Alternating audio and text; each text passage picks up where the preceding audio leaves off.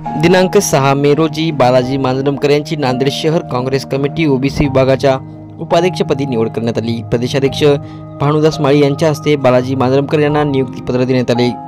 तर येणाऱ्या काळामध्ये नांदेड नगरपालिका, महानगरपालिका किंवा पंचायत समिती किंवा जिल्हा परिषद त्यांना ओबीसीतून जे वंचित आहेत आणि खरंच बेरोजगार किंवा सुशिक्षित लोक आहेत किंवा जे ज्ञानी आहेत, शिक्षक पेशा असेल, वकील असेल, जे की होतकरू लोक आहेत, जे की न्याय देऊ शकतात, त्या लोकांना संधी देण्यासाठी मी ह्या पक्षामधून माझा निवड करण्यात आलेला आहे। आज नांदेड शहर उपाध्यक्ष म्हणून माझी माळी साहेबांच्या हस्ते आज नियुक्ती करण्यात आलेली आहे।